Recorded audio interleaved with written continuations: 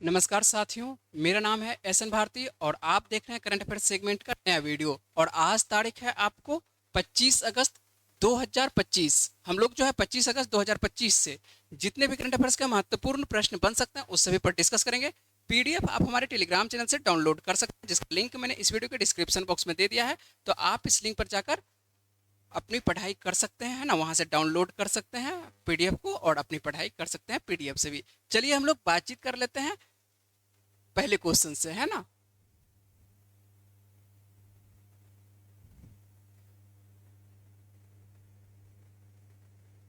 क्या है पहला क्वेश्चन, आइए देख लेते हैं कि हाल ही में किस राज्य ने, है ना, क्या है प्रश्न कि हाल ही में किस राज्य ने 18 से अधिक उम्र के व्यक्तियों के नए आधार बनाने पर जो है पाबंदी लगाई है। तो किस राज्य के द्वारा? असम के द्वारा। असम सरकार के द्वारा कहा ऐसा जा रहा है कि जो व्यक्ति 18 वर्ष के उम्र के पार कर चुके हैं ना, उसका जो है अब क्या नहीं बनेगा, उसका आधार जो है अब नहीं बनाया जाएगा, है ना। तो उसका आधार पर क्या कर दिया गया है, पाबंदी लगा दिया गया है। तो ध्यान रखेंगे कि हाल ही में किस राज्य ने जो है 18 से अधिक उम्र के व्यक्तियों के आधार बनाने पर क्या है, आधार बनाने पर क्या लगा दिया है, पाबंदी लगा दिया गया है। तो किस राज्य के द्वारा? असम के द्वारा, है ना। लेकिन इसमें जो है कुछ को छूट दिया गया है, जैसे कि चाय बागानों में, जो चाय बागान में जो काम करते हैं, है ना, तो उसको जो है चाय बागान में काम करने वाले 18 साल से अधिक आयु के अनुसूचित जाति और अनुसूचित जनजाति के लोगों को क्या रखा गया है, अगले साल तक क्या रखा गया है, आधार कार्ड ये बनवा सकते हैं या जारी, इनके लिए जारी रखा गया है। अब देखिए ध्यान से प्रश्न को अच्छे से समझेंगे। 18 से लिखा हुआ है कि 18 से अधिक उम्र के व्यक्तियों पर क्या कर दिया गया, आधार बनाने पर क्या कर दिया गया, पाबंदी लगा दिया गया है। और ये व्यवस्था कब से लागू होगी? तो ये व्यवस्था इसी वर्ष जो है आपको अक्टूबर माह से क्या हो जाएगी, लागू हो जाएगी। और इसमें जो है कुछ समुदायों को जो है कुछ समय के लिए क्या रखा गया है, छूट रखा गया है। जैसे चाय बागानों में रहने वाले 18 साल से अधिक आयु के जो है अनुसूचित जाति और अनुसूचित जनजाति के लोगों को क्या रखा गया है, आधार कार्ड 1 साल तक ये बनवा सकते हैं, जारी रखा गया इनके लिए खास करके। और ये व्यवस्था कब से लागू हो रही है? तो अक्टूबर से। तो अभी जो आपको कह सकते हैं कि आपको जो है 1 माह बचा हुआ है, तो 1 माह आम जनमानस के लिए कितने दिनों तक के लिए रखा गया है? तो आम जनमानस के लिए जो है सीधी सी बात है कि आम जनमानस के लिए जो जनरल व्यक्ति हैं उनके लिए रखा गया है 1 माह का रखा गया है प्रावधान कि सरकार के द्वारा एक अधिसूचना जारी कर दी जाएगी। और 1 माह के अंदर जो व्यक्ति 18 वर्ष के हो चुके हैं, यदि आप आधार नहीं बनवाए हैं तो कृपया आधार बनवा लें, है ना। ये असम सरकार कह रही है, ठीक है। और यदि आपका आधार नहीं बना है तो उसके बाद 18 वर्ष की उम्र के पार के बाद अब नहीं बनाया जाएगा। लेकिन इसी में जो है जो SC ST समाज के वैसे व्यक्ति जो चाय बागान में खास करके काम करते हैं या चाय बागानों के अंतर्गत वहां पर जो रहने वाले हैं, उनको क्या रखा गया है, छूट रखा गया कि हो सकता है कि काम की व्यस्तता के कारण वो ना बनवा पाए हो, तो उनको जो है 1 वर्ष का समय दिया गया है। लेकिन सभी को जो है 1 वर्ष का केवल 1 माह का दिया गया है, ठीक है। तो यहाँ पर देखिए जैसे ही नाम आता है असम का, तो असम के बारे में देख लेते हैं कि असम की राजधानी क्या है। तो असम की राजधानी दिसपुर है। और असम के जो मुख्यमंत्री कौन है, हेमंत बिस्वा शर्मा है। राज्यपाल कौन है, लक्ष्मण प्रसाद आचार्य हैं। लोकसभा की कितनी सीटें हैं, 14 सीटें हैं। और राज्यसभा की कितनी सीटें हैं, तो 7 सीटें हैं। और ये जो आपको दिखाई पड़ रहे हैं, कौन दिखाई पड़ रहे हैं, हेमंत बिस्वा शर्मा दिखाई पड़ रहे हैं, जो कि आपको किस राज्य के मुख्यमंत्री हैं, तो ये आपको जो है असम के मुख्यमंत्री है ना। चलिए अगले प्रश्न पर चलिए। अगला प्रश्न क्या कह रहा है, जल्दी से बात कर लेते हैं कि अगला प्रश्न देख लेते हैं कि भारत का 22वां क्या है, कि भारत का 22वां भारतीय प्रबंधन संस्थान किस शहर में स्थापित किया जाएगा। तो ये कहां पर स्थापित किया जाएगा, ये गुवाहाटी में स्थापित किया जाएगा। ध्यान रखेंगे भारत का पहला कह सकते हैं, भारत का क्या 22वां है ना, असम का कह सकते हैं कि आपको पहला हो जाएगा। तो भारत का क्या है 22वां भारतीय प्रबंधन संस्थान जो किस शहर में स्थापित किया जाने की बात की गई है, गुवाहाटी में। राज्यसभा के द्वारा कह सकते हैं कि गुवाहाटी में देश के 22वें IIM जो है स्थापित किए जाने के लिए क्या कह सकते हैं, एक तरह से विधेयक पारित कर दिया गया, संशोधन विधेयक क्या कर दिया गया, राज्यसभा के द्वारा पारित। और राज्यसभा के द्वारा सीधी सी बात है कि आर्टिकल 249 के अंतर्गत जो है राज्यसभा को ये एक तरह से कह सकते हैं कि विशेष दर्जा रहता है। और राज्यसभा जो है पारित कर देता है कहां पर, कि गुवाहाटी में क्या बनाया जाए, IIM बनाया जाए। और उसी के बाद लोकसभा पारित कर देता है। जब लोकसभा पारित कर देता है ये कहां चला जाएगा, राष्ट्रपति के पास। और राष्ट्रपति के पास जाएगा तो राष्ट्रपति क्या करेगी, उस पर लगभग मोहर मार ही देगी, है ना। तो ये आपको देखने को मिल रहा है, क्या देखने को मिल रहा है आपको, 22वां क्या कह सकते हैं, IIM जो प्रबंधन कह सकते हैं, भारतीय जो प्रबंधन संस्थान होती है, क्या है आपको, भारतीय प्रबंधन संस्थान है ना, IIM जिसको बोलते हैं। और ये आपको देखने को मिल रहा है कहां पर, देखने को मिल रहा है, ये आपको नया जो देखने को मिल रहा है कहां पर, ये आपको कह सकते हैं कि असम में आपको देखने को मिल रहा है, गुवाहाटी में, ठीक है। असम के कह सकते हैं एक शहर का नाम है गुवाहाटी, वहां पर यह स्थापित किया जा रहा है। यदि बात करें कि भारत का पहला आईआईएम कहां पर स्थापित किया गया था, तो 1961 में स्थापित किया गया था। ये कहां पर, कलकत्ता में स्थापित किया गया था। यदि बात करें कि भारत में अभी वर्तमान में ऐसा कौन सा आईआईएम है जो कि रैंकिंग में नंबर 1 पर है, कह सकते हैं कि यदि आपको एडमिशन लेने की बात करें तो सबसे अच्छा कौन सा कॉलेज होगा, तो नंबर 1 पर 2200 में कौन सा हो जाएगा आपको, बेंगलुरु का, ठीक है। तो बेंगलुरु का क्या है, नंबर 1 पर है। और असम का क्या है आपको, जो गुवाहाटी वाला है एकदम नवीनतम है, ठीक है, आने वाले दिनों में। चलिए अगला प्रश्न देख लेते हैं। अगला क्या प्रश्न है, अगला प्रश्न जो है आपको भारतीय राज्य व्यवस्था से देखने को मिलता है। क्या देखने को मिलता है कि हाल ही में संसद की कार्यवाही के लिए कितनी नई भाषाओं को जोड़ा गया है। तो संसद की नई भाषाओं के लिए कितनी नई भाषाओं को जोड़ा गया है, 3 नई भाषाओं को जोड़ा गया है, ठीक है। अब देखिए प्रश्न को पढ़ते हैं और यहाँ पर देखिए क्या लिखा हुआ है कि लोकसभा अध्यक्ष वर्तमान में कौन है, ओम बिरला है। और इनके द्वारा जो है मानसून सत्र के दौरान घोषणा किया गया कि अब संसद की कार्यवाही जो है 8वीं अनुसूची की सभी 22 भाषाओं में, क्या लिखा हुआ है 8वीं अनुसूची में, आप लोगों को पढ़ाया गया होगा पॉलिटी में कि 8वीं अनुसूची में कितनी भाषाएं होती है, 22 भाषाएं होती है। और ये इसी सभी 22 भाषाओं में जो है ये उपलब्ध होंगे। केवल पहले जो है कह सकते हैं कि पहले क्या था, पहले जो है केवल कितने भाषाओं में, तो पहले केवल 18 भाषाओं में ये क्या हुआ करता था, आपको उपलब्ध हुआ करता था, ठीक है। अब जो है इसमें 3 नई भाषाओं को जोड़ा गया। कितने नई भाषाओं को, कश्मीरी, कोंकणी और संथाली को जोड़कर कह सकते हैं सूची को पूरी गई है। और यह भारत की भाषा की विविधता को दर्शाता है और जो संसद में संवाद को आसान बनाता है। ये यहाँ पर क्या करता है, अनुवाद करता है। जितनी भी मान के चलिए कि जो भी संसद की कार्रवाई होती है, इसका मतलब है कि इंटरप्रिटेशन किया जाता है। इंटरप्रिटेशन मतलब कि सीधी सी बात है कि अनुवाद किया जाता है, सभी भाषाओं में अनुवाद किया जाता है। लेकिन एक बात आपको बताते हैं, क्या बताते हैं कि अनुसूची में कितनी, 8वीं अनुसूची में कितनी भाषाएं हैं, आपको 22 भाषाएं, कितनी भाषाएं हैं, 22 भाषाएं। लेकिन यहाँ पर जो 3 भाषाएं को जोड़ा गया, कितनी भाषाएं को, कश्मीरी, कोंकणी, संथाली। तो आपके मस्तिष्क में उत्पन्न हो सकता है, क्या उत्पन्न हो सकता है कि भारत में जब जो 8वीं अनुसूची में है क्या है, 22 भाषा है, जोड़ा गया कश्मीरी, कोंकणी, संथाली को, तो 18 3 क्या होती है, 21 भाषाएं होती है। तो एक भाषा मान के चलिए कहां पर जा रहा है ना, तो आपको तो मान के चलिए बोला जा रहा है कि 22 भाषा में उपलब्ध होगी। तो क्या है ये आपको समझ में हो सकता है कि ना आ रहा हो, ठीक है। इसी शब्दों को जो है आपको क्लियर करके समझा रहे हैं। थोड़ा सा इस पे हम प्रश्न को विस्तार करेंगे, ठीक है। इसमें मान के चलिए थोड़ा सा आपको विस्तार से बताएंगे। जब आपको बताएंगे तो थोड़ा सा आपको समझ अच्छे से आपका विकास होगा। चलिए यहाँ पर देख लेते हैं क्या है। सबसे पहले यदि आप बात करते हैं कि संविधान में है ना, कि संविधान के 8वीं अनुसूची में वर्तमान में बात कर रहे हैं ना, इतिहास क्या है वहां पर बात नहीं करेंगे, आपको पॉलिटी में आपको समझ में आएगा। यहाँ पर बात करते हैं कि संविधान की 8वीं अनुसूची में जो है 22 भाषाओं को क्या किया गया है, वर्णित किया गया है। जैसे हिंदी, उर्दू, संस्कृत, तमिल, तेलुगु, बंगाली, पंजाबी, गुजराती, मराठी, उड़िया, असमिया, कन्नड़, मलयालम, नेपाली, मणिपुरी, बोडो, मैथिली, डोगरी, कश्मीरी, है ना। उसके बाद कोंकणी, संथाली और सिंधी। तो ये सभी भाषा को क्या कर दिया गया है यहाँ पर, इसमें क्या कह सकते हैं कि 8वीं अनुसूची में एक तरह से सूचीबद्ध किया गया। कितने भाषा, ये 22 भाषा है। कितनी भाषा है, ये आपको 22 भाषा है। और स्टेप 2 में एक एक स्टेप समझेंगे। अब दूसरा स्टेप देखिए क्या बोल रहा है। यहाँ पर बोला जा रहा है कि संसद की जो पुरानी व्यवस्था थी उसमें पहले लोकसभा में 18 भाषाओं को कह सकते हैं कि इंटरप्रिटेशन की व्यवस्था थी। कितना, तो आपको इंटरप्रिटेशन मतलब कि आपको अनुवाद की सुविधा थी। कितना, तो आपको 18 भाषाओं को क्या था, अनुवाद की ये सुविधाएं थी। कितनी भाषाओं को, ये आपको 18 भाषाओं को क्या थी, अनुवाद की ये सुविधाएं थी। उसके बाद बाकी 4 भाषा बच जाती है जिस पे मान चलिए कि उसको कवर नहीं किया गया था। कौन कौन सी भाषा बच जाती है, तो कश्मीरी, कोंकणी, संथाली, सिंधी, जो कि अभी तक कह सकते हैं कि कवर नहीं किया गया था। तो 18 भाषाओं को पहले कवर किया जाता था। 4 भाषा कौन कौन बच गया, कश्मीरी बच गया, कोंकणी बच गया, संथाली और सिंधी। तो ध्यान रखना है कि किस भाषा को अभी भी देखने को मिल रहा है, कौन सी को नहीं जोड़ा गया है, तो ये सिंधी को है ना। अब देखिए सिंधी पर ही बात होगी। यहाँ पर स्टेप 3 को समझना है। क्या कर रहा है स्टेप 3, कि जो नया बदलाव देखने को मिल रहा है 2025 में जो मानसून सत्र का, इसमें क्या देखने को मिल रहा है, कश्मीरी, कोंकणी, संथाली को क्या कर दिया गया, इसमें जोड़ दिया गया। इससे क्या होता है, कुल संख्या जो है 18, आपको 18 + 3 मतलब 21 हो गई। कुल संख्या क्या हो गई, 21। लेकिन भाषा कितनी है, 22 है। यहाँ पर देख रहे हैं कि सिंधी को नहीं जोड़ा जा रहा है, ठीक है।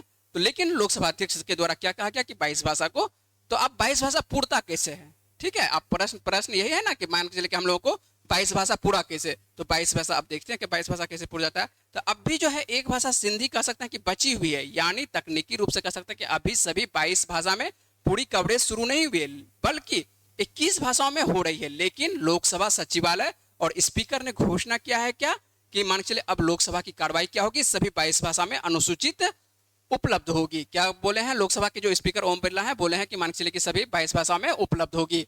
इसका कहना का अर्थ है कि इसका कारण यह है कि सिंधी के लिए कह सकते हैं कि अलग से प्रावधान है। क्या है, यही देखिए, यही आपको एक लाइन फंसाता है। क्या है कि सिंधी के लिए क्या है, अलग से प्रावधान है। सिंधी के लिए इसलिए अलग से प्रावधान है क्योंकि ये लिखित रूप में उपलब्ध कराना। क्या है, इसको मान के चलिए लिखित रूप में उपलब्ध इसलिए मान के चलिए एक तरह से कह सकते हैं कि सिंधी के लिए अलग व्यवस्था रखा गया कि सिंधी मान के चलिए बोलने वाले की संख्या ज़्यादा नहीं है, भारत में भी ज़्यादा नहीं है, है ना। तो लोकसभा में क्या रहेगा, तो यहाँ पर सिंधी बोलने वालों की संख्या क्या है, बहुत कम मात्रा है, और मौखिक रूप से इंटरप्रिटेशन की यहाँ पर मांग लगभग नहीं आती है, ठीक है। इसीलिए जो है असल स्थिति यह होती है कि मान के चलिए 18 भाषाएं और वर्तमान में 3 भाषाएं को जोड़ किया है, कश्मीरी कोंकणी, आपको संथाली को, किसको, कश्मीरी कोंकणी संथाली को, और इसे लिखित रूप में मान चलिए जो सिंधी थी, सिंधी क्या थी, आपको लिखित रूप में इसको करवाने का प्रावधान था। इसीलिए कह सकते हैं कि ये आधिकारिक बयान में क्या होती है, 22 भाषाओं को कहा जाता है। क्या कहा जाता है कि 22 भाषाओं को। उम्मीद है कि आप प्रश्न को अच्छे से समझ चुके होंगे।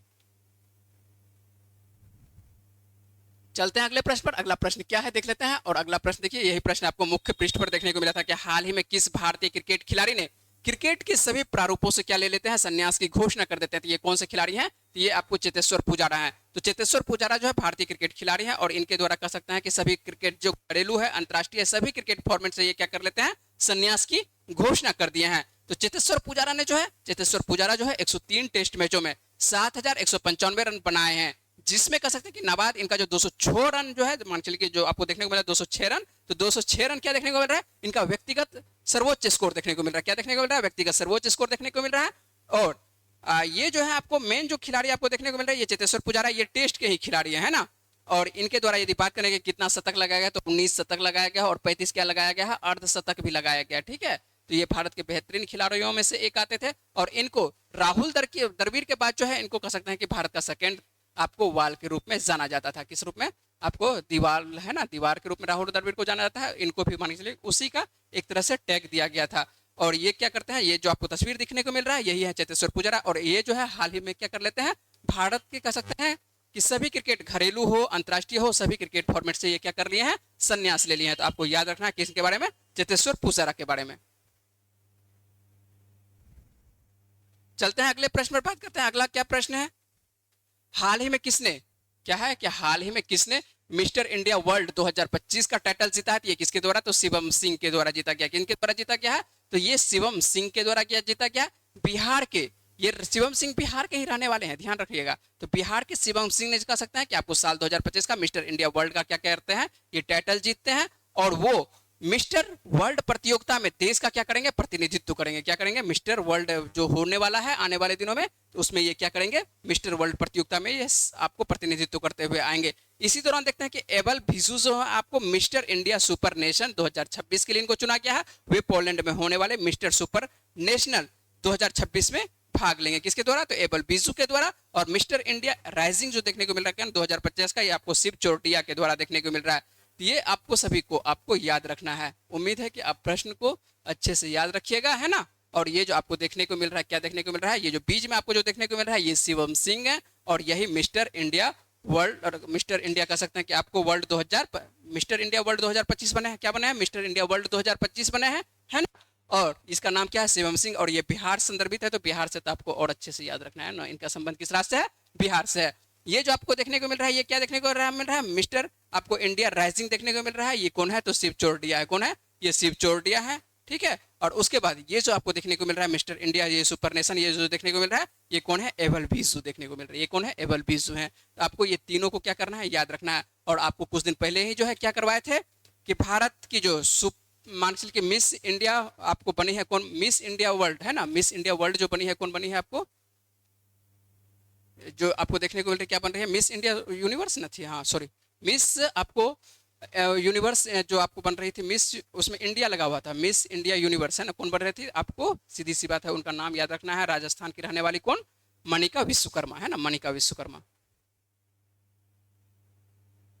चलिए अगले प्रश्न पे बात कर लेते हैं।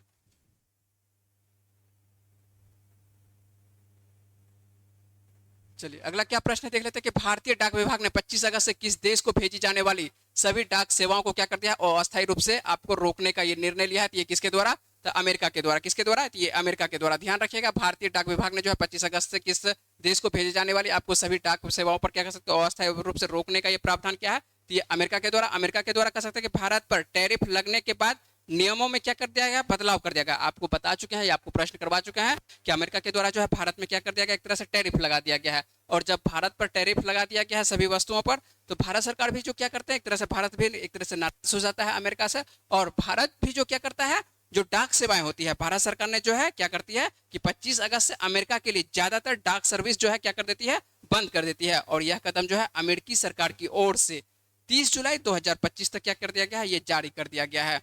और अमेरिका की बात आता है तो अमेरिका की राजधानी क्या है, तो अमेरिका की राजधानी वाशिंगटन डीसी है। और मुद्रा की बात करते हैं तो क्या है, अमेरिकी डॉलर है। और यहाँ पर बात करते हैं कि यहाँ पर वर्तमान में राष्ट्रपति कौन है, तो आपको डोनाल्ड ट्रंप है ना।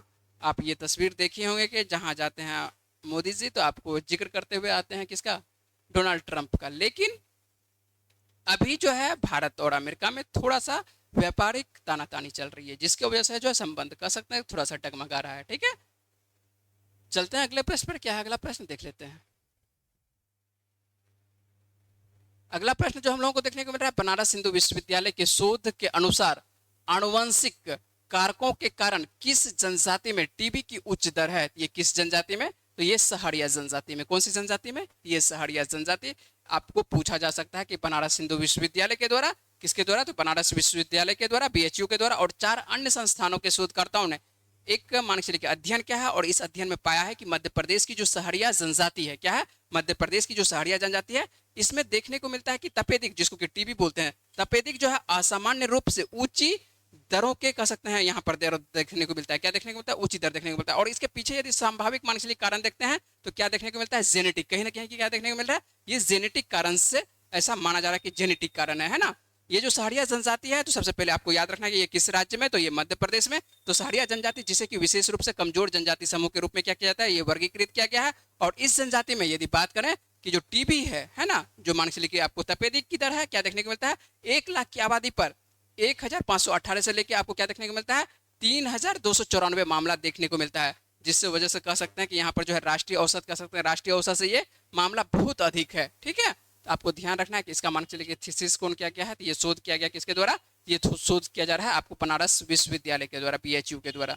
और इसके साथ साथ मान चलिए कुछ और अन्य संस्थाएं रहती है। चलते हैं अगले प्रश्न में बात करते हैं। अगला क्या प्रश्न है, देख लेते हैं।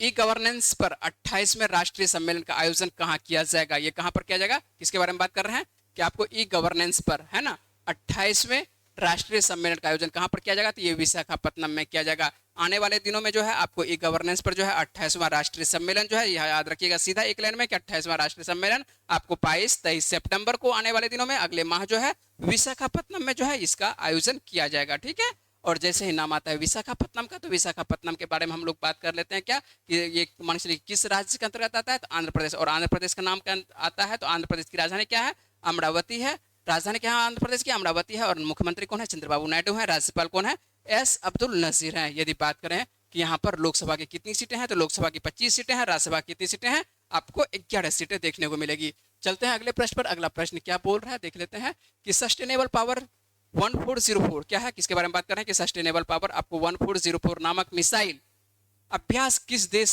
ने शुरू किया है। ये किस देश के द्वारा शुरू किया गया है, ये ईरान के द्वारा। किस देश के द्वारा, ये ईरान के द्वारा शुरू किया गया है ना। तो ध्यान रखना है कि ईरान ने जो है संघर्ष के बाद कह सकते हैं कि क्षेत्रीय तनाव के बीच ओमान की खाड़ी में क्रूज मिसाइल युद्धपोतों और वायु इकाइयों के साथ सस्टेनेबल पावर 1404 अभ्यास क्या किया है, शुरू किया है। और अपनी रणनीतिक ताकत का प्रदर्शन करते हुए ईरान जो है उत्तरी हिंद महासागर और ओमान की खाड़ी में जो है सस्टेनेबल पावर जो है 1404 नामक क्या कह सकते हैं मिसाइल का क्या अभ्यास किया है। और ये अभ्यास जो आपको देखने को मिलता है 12 जून को संघर्ष के बाद ईरान का कह सकते हैं कि ये पहला आपको बड़ा सैन्य अभ्यास है, जो बढ़ते क्षेत्रीय तनाव और हालिया सैन्य असफलताओं के बाद जो है तेहरान के द्वारा कह सकते हैं कि समुद्री प्रतिरोध स्थापित करने के लिए के प्रयास में ये दर्शाता है। ठीक है, ये सीधी सी बात है कि ध्यान रखना, इतना आपको जरूरत नहीं है याद रखने का। कि याद रखना क्या रखना है कि सस्टेनेबल पावर 1404 नामक मिसाइल जो है अभ्यास किस देश के द्वारा किया गया है। ये अभ्यास जो है आपको कहाँ किसके द्वारा, तो ईरान के द्वारा किया गया है। ईरान की राजधानी क्या है, तो ईरान की राजधानी आपको बता ही चुके तेहरान है। और यदि यहाँ की बात करें कि मुद्रा कौन है, तो मुद्रा सीधी सी बात है क्या है, मुद्रा आपको रियाल मुद्रा है ना। यहाँ के राष्ट्रपति कौन है, तो मसूद पेजिस्कियन है। कौन है ईरान के, तो मसूद पेजिस्कियन है ना। चलिए अगली बात करते हैं। 18वें अंतर्राष्ट्रीय पृथ्वी विज्ञान ओलंपियाड में भारत के लिए किसने स्वर्ण और रजत पदक जीता है। किसके बारे में बात कर रहे हैं कि 18वें अंतर्राष्ट्रीय पृथ्वी विज्ञान है ना इसके लिए पूछा जा रहा है कि स्वर्ण और रजत पदक किसके द्वारा जीता गया, तो ये किसके द्वारा, रेयांश गुप्ता के द्वारा जीता गया। और रेयांश गुप्ता किस शहर के रहने वाले हैं, भारत के लुधियाना के रहने वाले हैं। और इनके द्वारा चीन के जिनिंग में है ना आयोजित 18वें अंतर्राष्ट्रीय आपको पृथ्वी विज्ञान ओलंपियाड में 2 पदक जीता गया है। कौन कौन सा पदक जीता गया है, तो आपको एक स्वर्ण पदक जीता गया है, एक क्या जीता गया है, रजत पदक जीता गया है। और ये जो लुधियाना के हैं आपको संत पॉल मित्तर स्कूल के कक्षा के 12वीं के ये छात्र हैं। ठीक है, ये ध्यान रखना कि इनके बारे में, ये रेयांश गुप्ता, ये जो आप तस्वीर देख रहे हैं ये रेयांश गुप्ता की तस्वीर देख रहे हैं और ये लुधियाना के रहने वाले हैं। और इनके द्वारा चीन के कह सकते हैं कि जिनिंग शहर में जो है आपको पृथ्वी विज्ञान ओलंपियाड में क्या जीता जाता है, आपको ये स्वर्ण और रजत 2 पदक जीतते हैं। इसलिए इनके देखते हैं कि इनको क्या देख रहे हैं, 2 मेडल देखने को मिल रहा है, आपको स्वर्ण और रजत दोनों मेडल देखने को मिल रहा है। ठीक है, चलते हैं अगले प्रश्न पर। और अगला प्रश्न क्या है, जल्दी से बात कर लेते हैं कि अगला प्रश्न क्या है कि कर्मचारी भविष्य निधि आने वाले दिनों में जब मान के चलिए आपको जॉब होगा तो आपको एक नाम सुनने के देखने को मिलेगा। आपको क्या कहा जाएगा कि आपका जो है जो पेमेंट आपको मिलेगा है ना उससे आपका पीएफ कटेगा, है ना।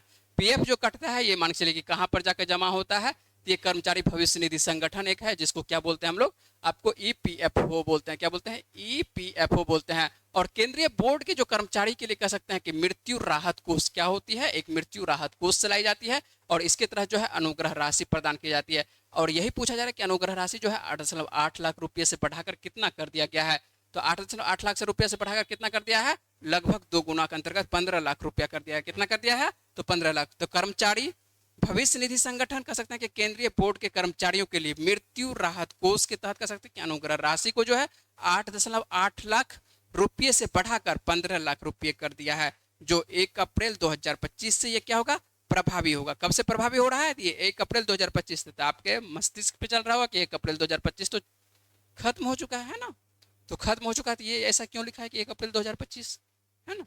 ये पूछ सकते हैं कि 1 अप्रैल 2025 क्यों लिखा है। तो अब कहने का देखिए क्या मतलब है, यदि कोई व्यक्ति ऐसे मान के चलिए कि जो एक तरह से केंद्र में कह सकते हैं कि जॉब कर रहे हो और उनका क्या सकते हैं पीएफ कटता हो और उनकी अचानक मृत्यु हो जाती है ना, जब अचानक मृत्यु हो गई है वो वैसे व्यक्ति की जो कि 1 अप्रैल 2025 के बाद उनकी मृत्यु हो रही है उन पे ये लागू होगा। और उनको जो है कितना राहत मिलेगा, यदि 8.8 लाख मिल गया भी होगा तो उसको फिर से बढ़ाकर क्या कर दिया जाएगा, 15 लाख कर दिया जाएगा। तो ध्यान रखेंगे, तो 1 अप्रैल 2025 इसलिए लिखा गया है कि 1 अप्रैल 2025 से ये प्रभावी होगा। और यह राशि जो है सेवा के दौरान मरने वाले कर्मचारियों के नामित व्यक्ति या कह सकते हैं नामित व्यक्ति या कानूनी उत्तराधिकारी, जो भी मान के चलिए उनके कानूनी उत्तराधिकारी देखते होंगे, जो भी मान के चलिए कहीं पर भी आप अकाउंट जब बनवाते हैं तो उसके अंतर्गत कह सकते हैं कि आपको क्या बनवाया जाता है, आपको नॉमिनी का नाम दिया जाता है। मतलब कि आप यदि नहीं है दुनिया में तो आपका कोई ना कोई उत्तराधिकारी होनी चाहिए, तो उसी उत्तराधिकारी की कानूनी उत्तर पर यह राशि दी जाएगी। ठीक है, लगभग चलिए कोई किसी का नाम दे सकता है, जरूरी नहीं है कि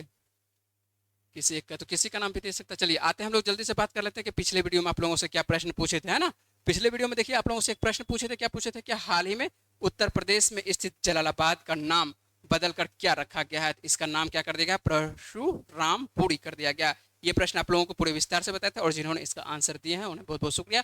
जो आंसर नहीं दे रहे हैं, यदि वीडियो देख रहे हैं तो आपको क्या करना है, कृपया आंसर देने की कोशिश करना है ना। जब तक आप आंसर नहीं दीजिएगा तब तक मान चलिए आपका तैयारी बेहतर होगा नहीं, क्योंकि पता नहीं चलेगा कि आप पढ़ रहे हैं या क्या पढ़ रहे हैं ना। आंसर देने से क्या होता है, पता चलता है कि आप अच्छे से अपनी पढ़ाई कर रहे हैं। ठीक है, चलिए देख लेते हैं यहाँ पर आज का क्या प्रश्न है। आज का प्रश्न जो है अच्छे से इसको देख लेते हैं कि हाल ही में किस राज्य में एशिया के सबसे चौड़े पुल का उद्घाटन किया गया है। तो 22 अगस्त को जो है एक पुल का उद्घाटन किया गया है प्रधानमंत्री नरेंद्र मोदी के द्वारा। तो हम आज बताएंगे नहीं कि कहाँ पर किया गया है, तो इसका आंसर आपको देना है कि कहाँ पर इस पुल का उद्घाटन किया गया। क्या है कि एशिया के सबसे चौड़े पुल का, है ना, चौड़ाई मतलब कि लेन पूछा जा रहा है कि किस लेन का, तो 6 लेन का जो है आपको देखने को मिल रहा है। एक पुल नरेंद्र मोदी के द्वारा उद्घाटन किया गया है हाल ही में, तो आपको यही प्रश्न पूछा जा रहा है। यदि आपको वीडियो अच्छी लग रही है तो वीडियो को क्या करना है, लाइक करना है और चैनल को क्या करना है, सब्सक्राइब करना है। चलिए मिलते हैं आप लोगों से अगले वीडियो में, तब तक के लिए अपना ख्याल रखिए, पढ़ते रहिए, वीडियो में बने रहने के लिए बहुत बहुत धन्यवाद।